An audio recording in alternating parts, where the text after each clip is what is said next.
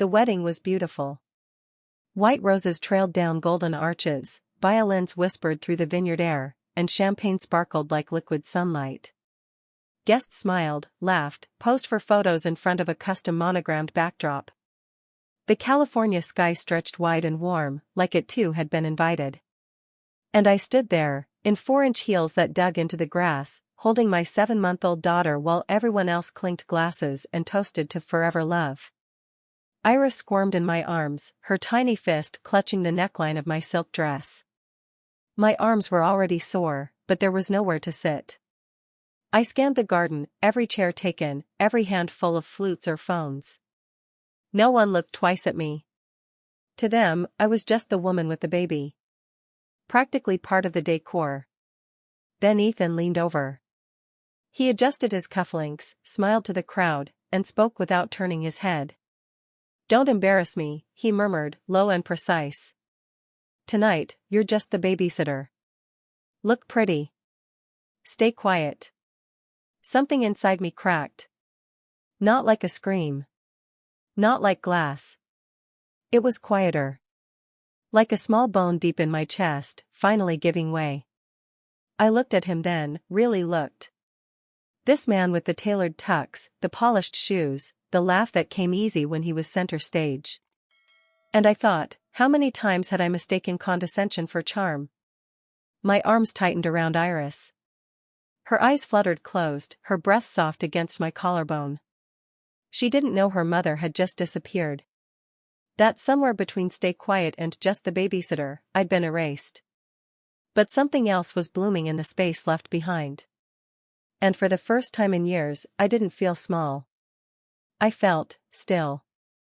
Before we jump in, tell us where you're tuning in from, and if this story touches you, make sure you're subscribed, because tomorrow I've saved something extra special for you. The clink of glasses faded behind me as I slipped through the side gate of the garden, Iris still sleeping on my shoulder. The laughter, the speeches, the glow of fairy lights, they all blurred into a soft hum, like a distant world I no longer belonged to. I didn't plan to speak. Not at that wedding. Not at Ethan's sister's perfect golden hour ceremony, where I had been strategically excluded from every photo and seated at a table with strangers. But fate, no, irony, had other plans. Thomas, Ethan's younger brother, took the mic near the end of the reception. He was always a little unpredictable, the only one in Ethan's family who remembered my birthday. And now, Thomas said with a mischievous grin, "We'd love to hear a few words from the woman who's been holding down the fort this whole evening. Grace, come say something." I froze. Ethan's head whipped toward me. His eyes narrowed, jaw clenched. He shook his head once, subtle, sharp. Iris stirred in my arms. I should have declined. I should have smiled and waved it off. But I didn't. I stepped onto the stage, heels clicking against the wooden platform. My heart pounded so hard I could feel it in my ears. Someone handed me the mic. It was heavier than I expected. Cold in my hand. "Hi," I said, my voice barely above a whisper. A few people looked up. Most were still chatting. Laughing. Drunk on love and Pinot Noir. "I wasn't expecting to speak tonight," I began, trying to smile. "But I guess motherhood is full of surprises. Like realizing you're not just a guest at a wedding, you're part of the furniture." The laughter died. I saw Ethan's face, stone still, his arm frozen halfway to his glass. I went on, gently. "Marriage is funny. You think you know someone, and then slowly, you start disappearing. Not all at once. Just, one part at a time. First your job, then your voice, then your name." The garden was silent now. Even the violinist had stopped. I took a deep breath. But here's what I hope for the couple tonight. That they always see each other. Really see. Because when you stop seeing someone, when you reduce them to a role, or a function, or a chore, that's when love dies. Quietly. Without anyone even noticing. I smiled, soft but certain. "Congratulations, Anna and Derek. May you never become invisible to each other." I stepped down. No one clapped. But no one looked away. In the parking lot, Ethan was waiting. His tie was loose. His hands clenched. "What the hell was that?" he hissed. I opened the car door, settled Iris into her seat. It was the truth. "You're insane." "No," I said, locking eyes with him. "I just reminded them I exist." He turned without another word and walked back toward the lights and applause. I drove home alone, the road ahead dark but open. And for the first time I didn't cry. I smiled. Just a little. The next morning, sunlight poured through the blinds like nothing had changed. But something had. Something inside me had shifted. It was subtle, like the first crack in a frozen lake, quiet but undeniable. Ethan didn't mention the wedding speech. He acted like it never happened. Instead, he tapped on his phone while sipping espresso, barely glancing at me as I spoon-fed Iris mashed banana in her high chair. "You're out of diapers," he muttered. "I know. I have it on the list." He didn't look up. "Don't forget. And get the ones with the aloe liner. Last time you got the wrong kind." I bit my tongue and nodded. It was always like that now. Instructions, not conversations. Corrections, not connections. The man I married had become a manager I didn't apply to work for. After he left for work, I sat in the quiet. Iris napped upstairs, and the house was still. I opened my laptop, the one I hadn't touched since my maternity leave began 15 months ago. I hesitated. Then clicked the icon I had hidden in a folder named Old Stuff. Adobe Illustrator. It took a minute to load. And when it did, the blank white screen hit me like a gust of wind from another life. I used to spend hours in this space. Playing with color, movement, flow. I used to feel alive here. My fingers hovered over the trackpad. I could almost hear the hum of my old office downtown, the click of keys, the rustle of design proofs on my desk. But it wasn't nostalgia that moved me. It was need. I needed to remember who I was, before Mom and Mrs. Ethan Holloway swallowed me whole. I pulled up an old project, a logo mock-up for a small yoga brand that never launched. I stared at it, then started adjusting the curves, changing the font, adding color. 2 hours passed in what felt like 10 minutes.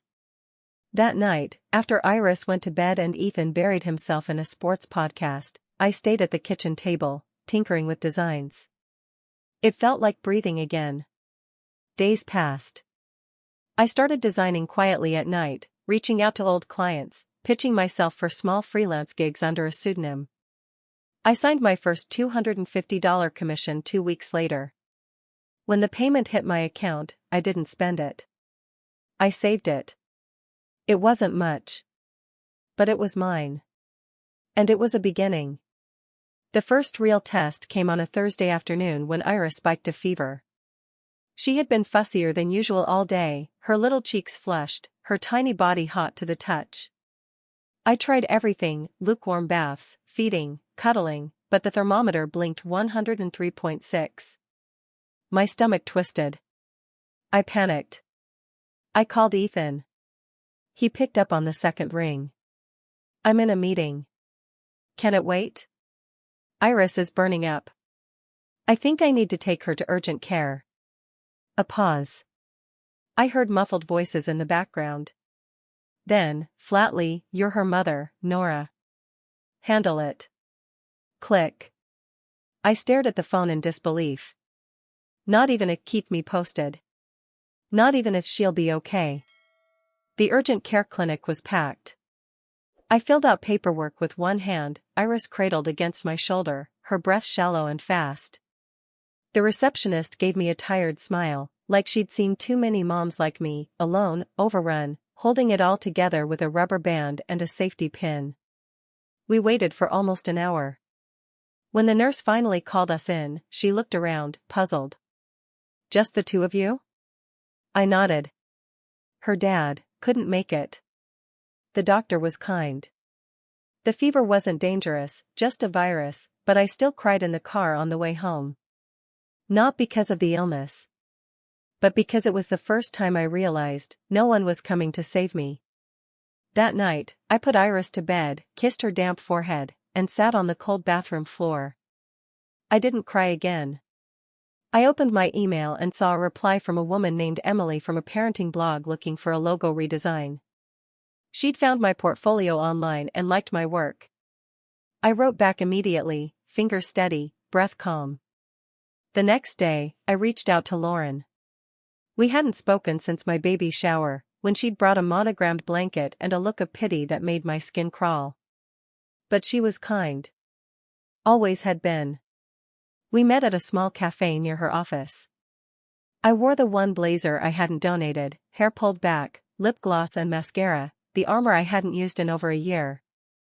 "You look." Lauren paused, smiling. "Tired. But sharp." We laughed. And then we talked. Really talked. She told me her design firm was hiring remote freelancers. She could refer me. They even offered childcare stipends. "I'm not promising anything, but you're too good to be out of the game, Nora." I gripped my coffee tighter. "I don't even know if I'm allowed to want this anymore." Lauren leaned in. "Of course you are. You're allowed to want everything." I walked home with a fire under my ribs. And for the first time in years, I let myself imagine a future that belonged to me. The interview was set for Monday morning. I woke up before Iris, heart pounding, palms sweaty. It felt like I was preparing for battle, but instead of armor, I had a white button-down shirt I hadn't worn in 2 years, a laptop that still wheezed when I opened more than 2 programs, and a babysitter who was my elderly neighbor, Ms. Carla, with arthritic hands and a heart of gold.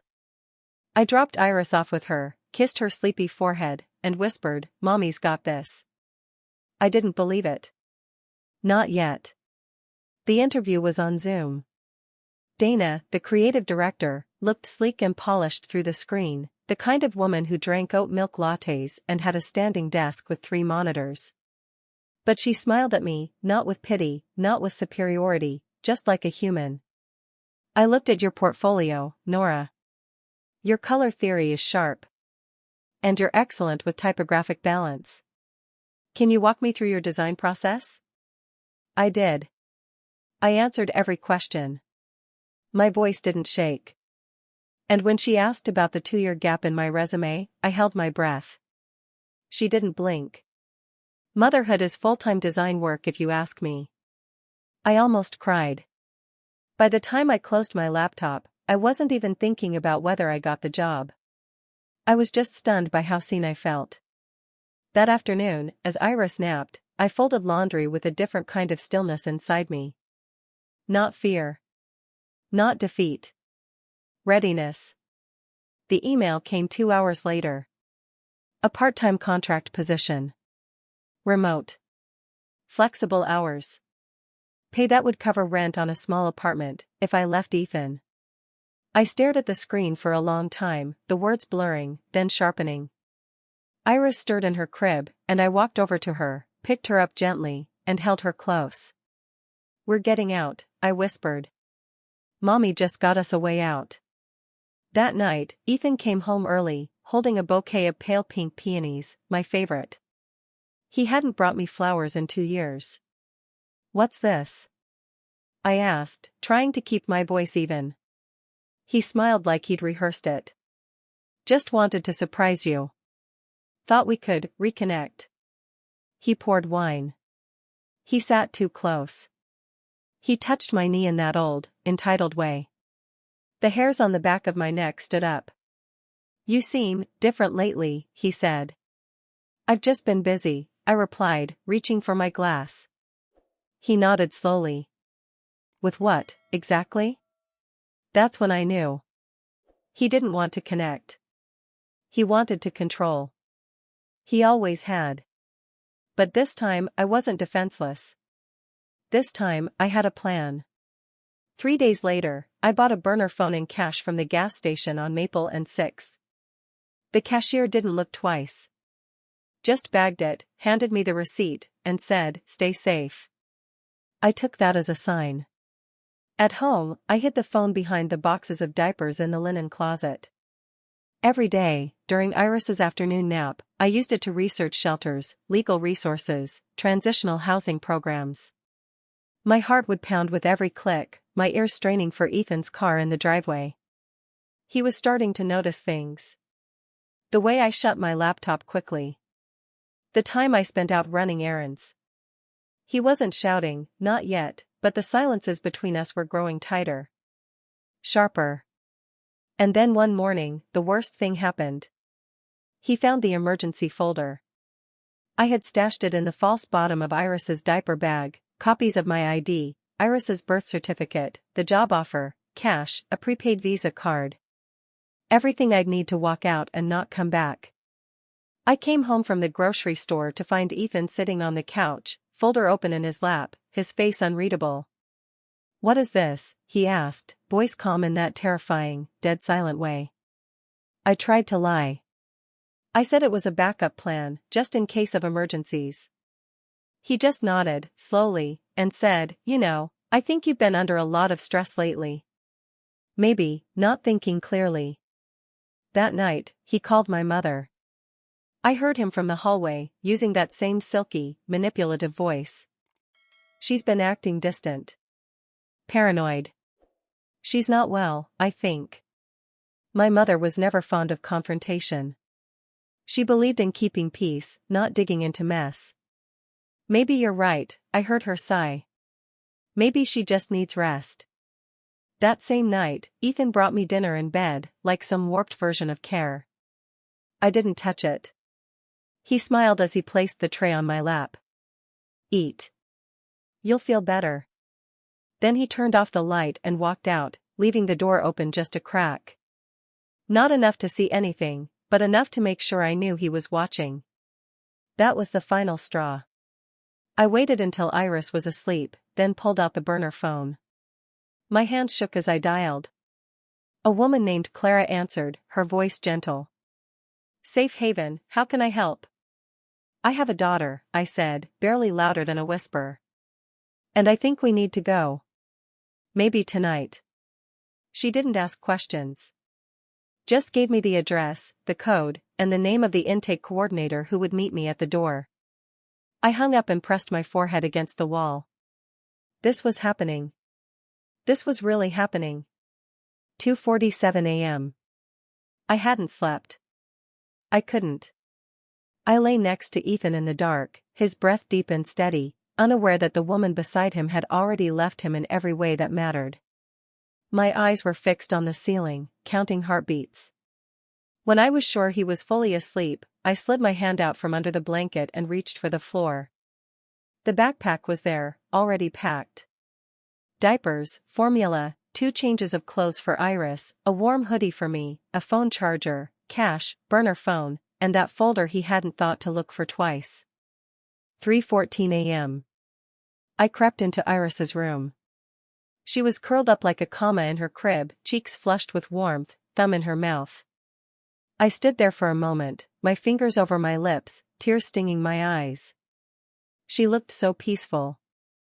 And I hated that I was about to take her into the cold. But it was the only way I could ever promise her something better. I lifted her slowly. She stirred, whimpered, then settled back into sleep against my chest. I wrapped her in a blanket and pressed her close. 3:32 a.m. We were at the back door. I'd left it unlocked earlier, during Ethan's shower. The air outside was razor cold, slicing through my sweater like truth. I took one step. Then another. The porch creaked. I froze. A light flicked on upstairs. My stomach dropped. I ran. Down the steps, down the side alley, into the car I had parked a block away 2 days ago, just in case. The moment I clicked Iris's seatbelt, I saw it, light spilling from the front door of the house.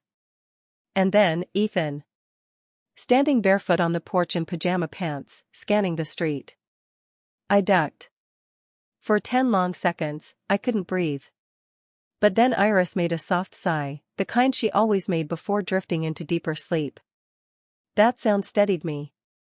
I started the engine. didn't look back. Didn't breathe again until I was on the highway. The silence in the car was vast. Heavy. But in that silence, I didn't feel empty. I felt new. At 4:08 a.m., we pulled into the gravel driveway of Safe Haven. A woman in a purple hoodie was waiting with a clipboard and a flashlight. She didn't ask me anything. Just smiled softly and opened the door. "This way," she said. We walked down a narrow hallway, the walls painted yellow. Cheerful. Clean. She led me to a small room with 2 beds, a dresser, a bathroom, and, most importantly, a door with a lock on the inside. She handed me the key. "Sleep," she said. "We'll talk in the morning." I laid Iris down on the small bed beside mine. Her little hand curled around my finger in the dark. And for the first time in what felt like years, I slept. The invitation came in a plain white envelope, tucked in among bills and grocery flyers. It was for a small alumni gathering at the university where I'd met Ethan, hosted by the design department. They were honoring graduates who had gone on to impact their communities. I wasn't sure why I'd been included. Maybe someone had nominated me after seeing the online portfolio I'd quietly rebuilt. Part of me wanted to throw it away. But another part, the one that had survived that house, those years of erasure, folded it carefully and slipped it into my planner. The hall was smaller than I remembered. The chairs were folding, not upholstered. But there was a warmth to the space, the kind you only feel when you know you're somewhere you belong.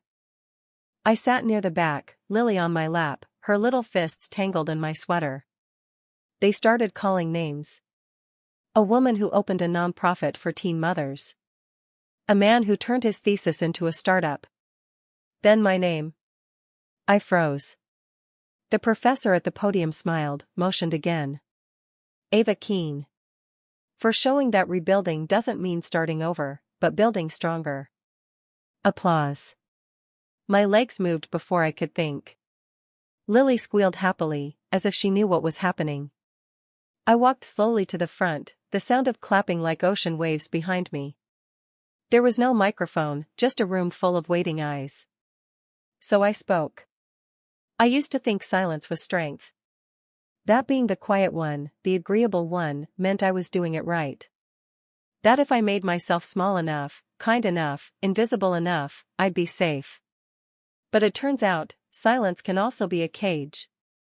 I looked at Lily. Her eyes were wide, cheeks flushed.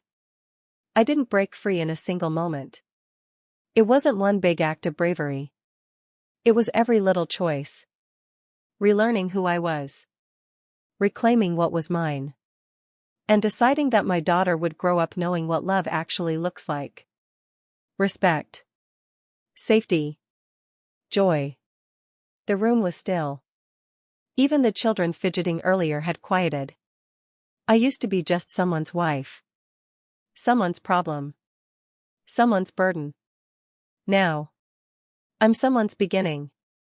As I walked back to my seat, I saw him. Ethan. He stood near the door, arms folded.